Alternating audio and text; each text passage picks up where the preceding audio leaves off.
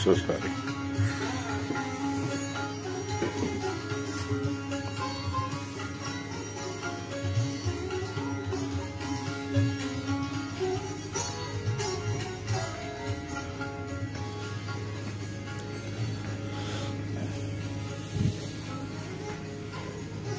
एक दूसरे से अलग सोच पाना असंभव है। कहा जाता है कि काशी के गणकर सब शिव शंकर, लेकिन यह भी एक सत्य है कि काशी भगवान शिव के आगमन के पूर्व भी एक पूर्ण विकसित नगरी थी। विश्व का प्राचीनतम जीवन शहर होने के बाद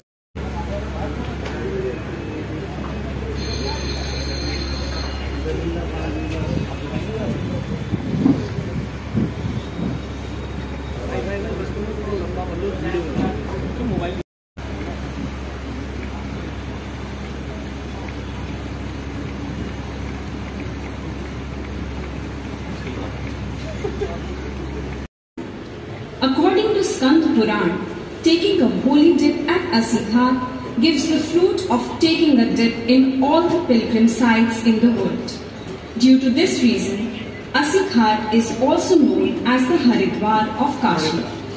असी नदी के गंगा नदी से संगम स्थल को असी घाट के नाम से जाना जाता है।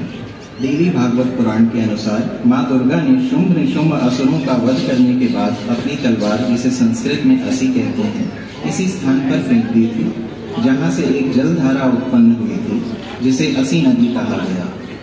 स्कंद पुराण के अनुसार असी घाट पर स्नान करने से समस्त तीर्थों में स्नान करने का फल प्राप्त होता है।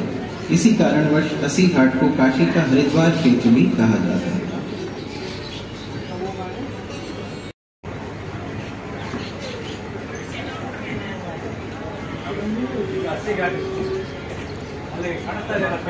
Tulsi Ghat was once a residence of Goswami Tulsidas Ji, the author of Ramcharitmanas. It is the most revered book of the Sanatan Hindu Dharma. According to legend, Tulsidas Ji began the composition in Sanskrit, but the verses which he wrote during the day vanished at night. This continued for a few days, after which Mahadev himself, along with Devi Parvati, appeared in front of Tulsidas and told him to compose the epic in the common language of the people. Therefore, he began writing the verses in the then commonly spoken Awadhi dialect of Hindi. As a result, it became hugely popular among the masses, and it is said that there is not a single household which doesn't have a copy of Ramcharitmanas.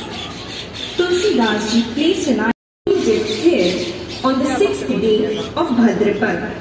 Then, as per legend, the water in this well cures all types of skin diseases and also gets rid of infertility. Goswami Tulsidas ji इस घाट पर एक छोटी सी कोठी, उन्हें साक्षात महादेव और देवी पार्वती ने दर्शन दिया और मानस की रचना सरल भाषा में करने की प्रेरणा दी। इसके बाद तुलसीदास जी ने अवधी भाषा में रामचरितमानस की रचना की। गोस्वामी तुलसीदास जी ने कृष्ण लीला का आयोजन भी यहाँ आरंभ किया था, जो लगभग 500 वर्षों से निरंतर होती आ रही है। कार्तिक मास में शुरू होने वाली इस 22 दिनों की लीला का सबसे प्रमुख भाग दीपावली के 4 दिन बाद होने वाली नाग घाट, जिसमें भगवान श्री कृष्ण द्वारा कालिया नाग के संहार को दर्शाया जाता है। तुलसी घाट के निकट ही लोलार कुंड स्थित है। इसे सूर्य कुंड के नाम से भी जाना जाता है। कहा जाता है कि देवासुर संग्राम के समय भगवान सूर्य के रथ का पहिया यहाँ गिरा था और तभी इस कुंड का निर्माण हुआ। काशी में उदय होने वाले सूर्य की पहली किरण इस कुंड में पड़ती है। भाद्रपद की षष्ठी तिथि को इस कुंड के दर्शन और स्नान का विशेष महत्व है।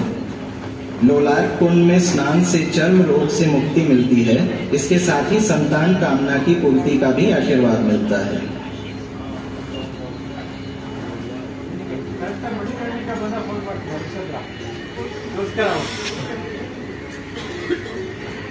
Chetsing Ghat has witnessed one of the most decisive events in the history of not only Kashi but the entire Bharatvarsh of Chetsing, and appointed him as nearly the caretaker of the lands. The then Governor General of India, Warren Hastings, started extracting lakhs of rupees from Chet Singh as fine. After a few years, when Chet Singh he said, if Chet Singh doesn't pay the fine to Hastings, he will drag him to Hastings' feet. One of the king's soldiers, no longer able to tolerate the king's insult, took out his sword and beheaded Chet Ram in a single blow. Hastings was infuriated and declared war on Chet Singh.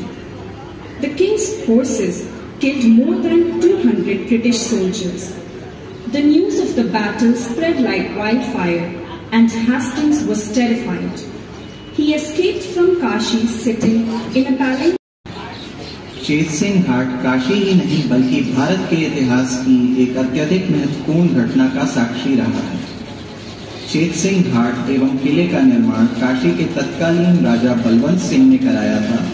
सन 1770 में उनके पुत्र चेत सिंह ने काशी की राजगद्दी अपने सौतेले भाई और बलवंत सिंह के भतीजे मनियार सिंह से जीत ली। सन 1774 में अंग्रेजों ने चेत सिंह की संपत्ति जब्त करने का आदेश दिया और उनको मात्र एक जमींदार नियुक्त कर दिया। भारत के तत्कालीन गवर्नर जनरल वॉरेन हेस्टिंग्स ने चेत सिंह से लाखों रुपए जुर्माना वसूलना शुरू कर दिया। एक समय के बाद जब वे जुर्माना भरने में असमर्थ हुए तब हेस्टिंग्स सन 1781 में काशी आया। उसने राजा को गिरफ्तार करने का आदेश दिया। जब राजा अपने रामनगर के किले से चेत सिंह घाट के किले पर गंगा पूजन के लिए आए हुए थे तो हेस्टिंग्स के साथ मिले हुए कुछ स्थानीय निवासियों में से एक चेत राम नाम के व्यक्ति ने उनके दरबार में आकर राजा को बहुत अपमानित किया। उसने कहा कि अगर चेत सिंह हेस्टिंग्स को पैसे नहीं देते हैं तो वह उन्हें घसीटकर उसके पास ले जाएगा। राजा के एक सिपाही से उनका अपमान बर्दाश्त नहीं हुआ और उसने तलवार निकालकर एक झटके में ही चेत राम का सर धड़ से अलग कर दिया। हेस्टिंग्स आग बबूला हो गया और उसने चेत सिंह पर आक्रमण कर दिया। राजा की सेना ने युद्ध में 200 से भी अधिक अंग्रेज सिपाहियों को मार दिया। युद्ध की खबर आग की तरह फैल गई और हेस्टिंग्स बुरी तरह घबरा गया।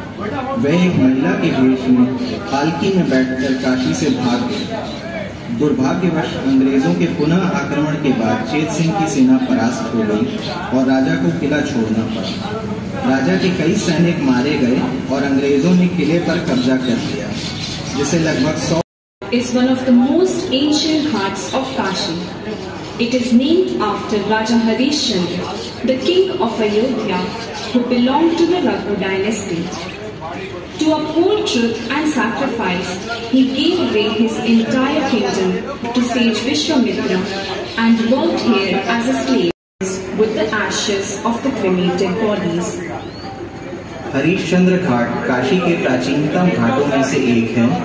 इस घाट का नाम अयोध्या के रघुवंशी राजा हरिश्चंद्र के नाम पर पड़ा है, जिन्होंने सत्य और दान की दृढ़ता के लिए ऋषि विश्वामित्र को अपना संपूर्ण राजपाट दान कर दिया था और यहाँ शमशान घाट पर काम किया था। राजा हरिश्चंद्र के बेटे की मृत्यु के बाद उन्हें अपने पुत्र के दाह संस्कार के लिए डोम से आज्ञा मांगी थी, जिसके यहाँ पर वे स्वयं को बेचकर नौकरी कर रहे थे। दाह संस्कार के लिए दान की अनिवार्यता होने के कारण राजा हरिश्चंद्र ने अपनी पत्नी की साड़ी का टुकड़ा दान में देकर अपने पुत्र का दाह संस्कार किया था। देवताओं ने उन्हें अपने संकल्प, दान और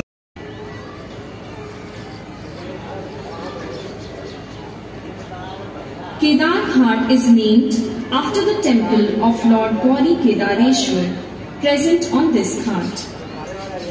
As per several Puranas, Lord Gauri Kedareshwar has special significance as one of the 12 Jyotirlingas of Kashi. This temple is believed to be an image of the Kedarnath temple in the Himalayas, and performing puja here gives the fruit of the darshan of Lord Kedarnath. Lord Brahma himself worshipped Lord Kedareshwar when he visited Kashi. The residents of Kashi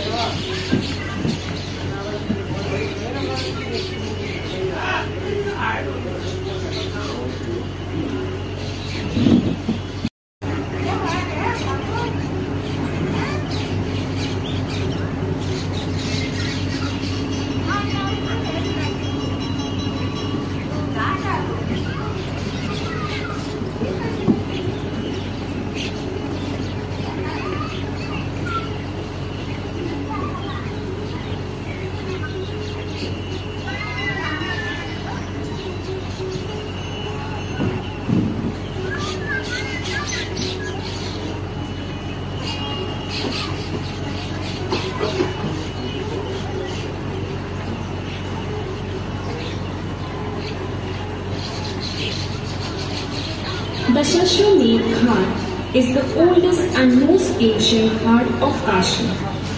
According to Matsya Purana, Dashashwamedh Ghat has special significance among the 5 main pilgrimage sites of Kashi. According to the Purans, to bring Lord Shiva from his exile back to his beloved city of Kashi, Lord Brahma made a Shivling from sand and performed 10 consecutive Ashwamedh Yagya.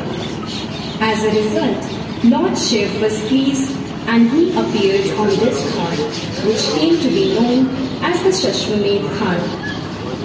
Every year during the month of Shravan, lakhs of devotees of Lord Shiva come to this ghat from all over India to take Ganga Jal and offer it at Shiv Dham.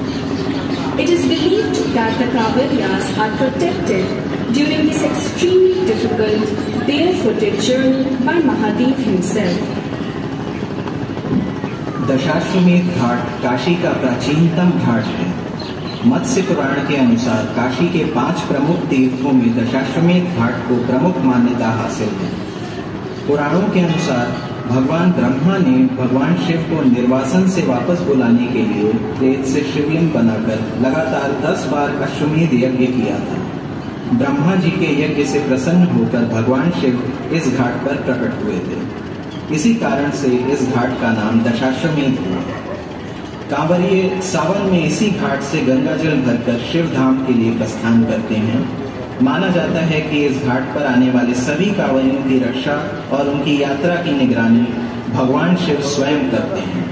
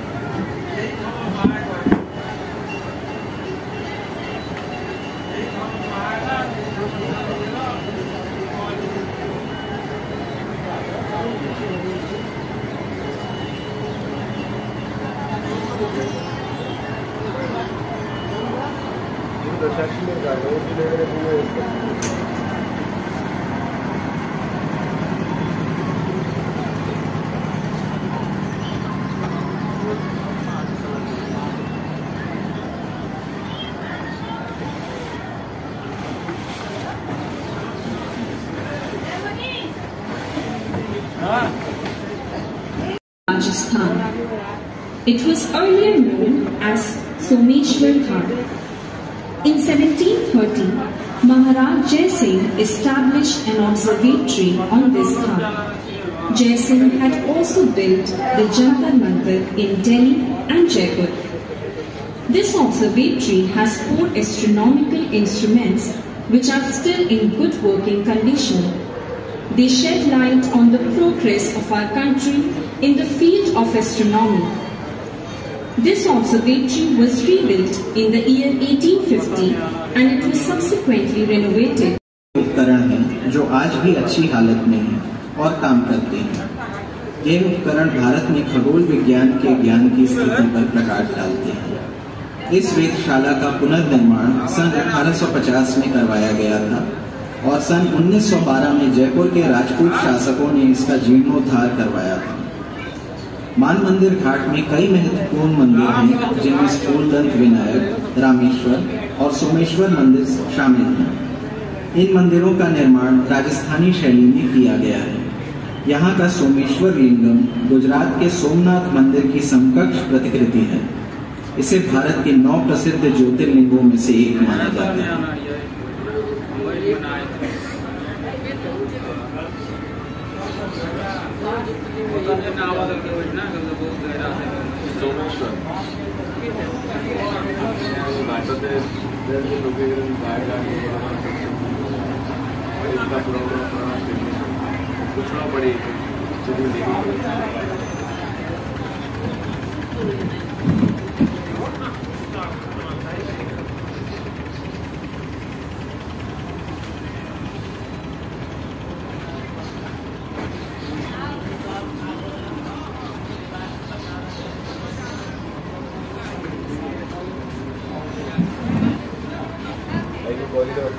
Manikarnika Ghat.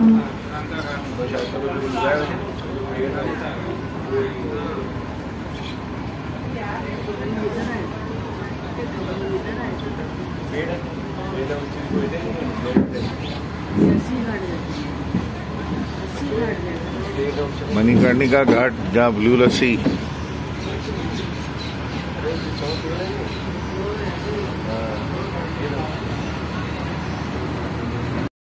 as Mahashamshan, and it is the only place in India where cremation takes place 24 hours daily. It is said that one can always see a burning fire in Manikarnika Ghat. In Sanatan Dharma, this ghat is considered to be the purest location for performing the last rites of an individual. According to the Purans, Lord Shiv had blessed Manikarnika Ghat with eternal peace. Therefore, whosoever is cremated here attains salvation. Lord Vishnu had created a pond on Manikarnika Ghat with his Sudarshan Chakra to be used by Lord Shiv and Devi Parvati to take bath. It came to be known. Look at the tilt of that temple. That's a very famous temple. While she was taking a bath, the jewel in Devi Parvati's earring fell into the pond. Therefore, this ghat came to be known as Manikarnika, or the jewel of the earring. Manikarnika Ghat को महाशमशान के नाम से भी जाना जाता है।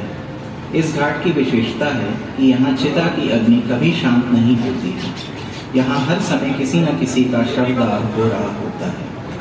सनातन धर्म में इस घाट को अंतिम संस्कार के लिए सबसे पवित्र माना जाता है।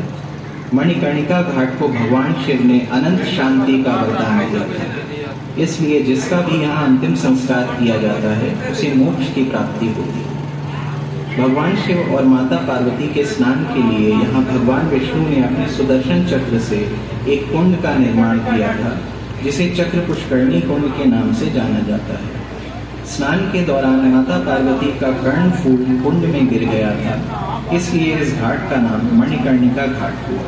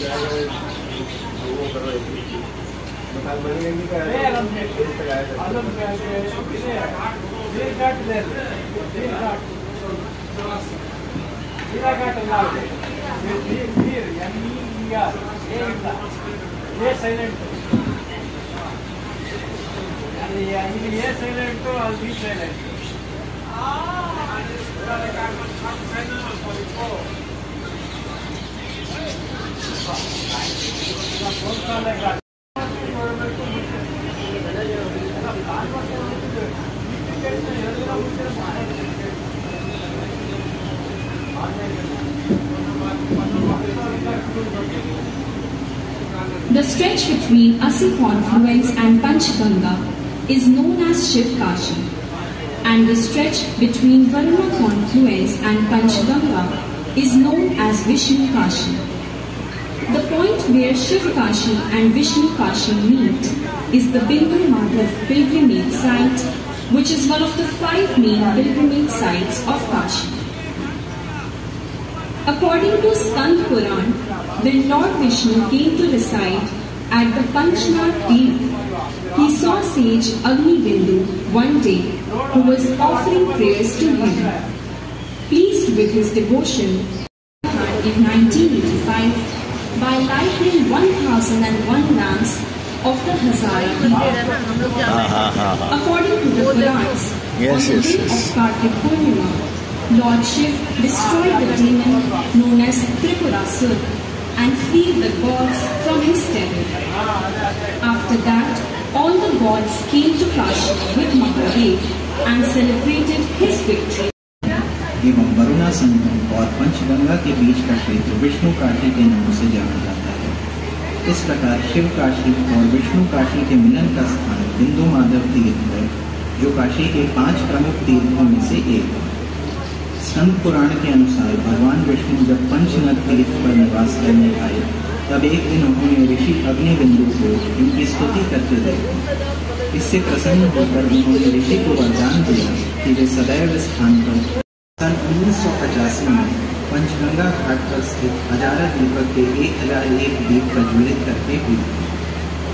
पुराणों के अनुसार भगवान शिव ने कार्तिक पूर्णिमा के दिन त्रिपुरासुर नामक राक्षस का वध करके देवताओं को उसके आतंक से मुक्ति दिलाई थी। उसके बाद सभी देवता भगवान शिव के साथ काशी आए और दीप प्रज्वलित कर उत्सव मनाया। इसलिए हर वर्ष कार्तिक पूर्णिमा के दिन काशी में देव दीपावली का पर्व मनाया जाता है।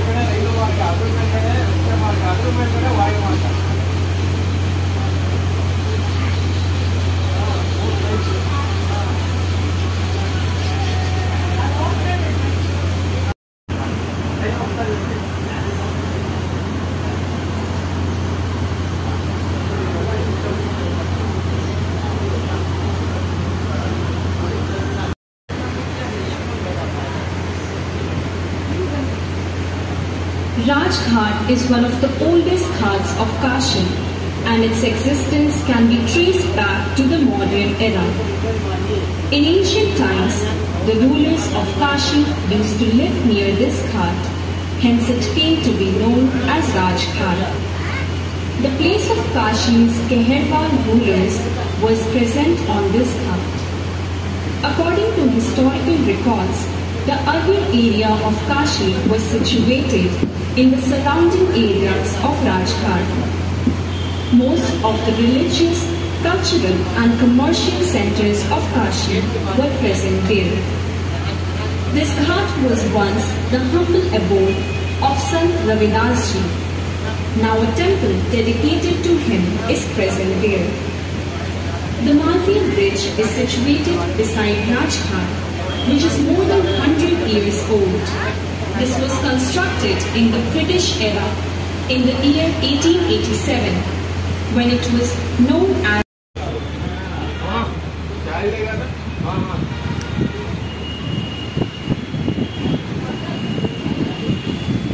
Namo God.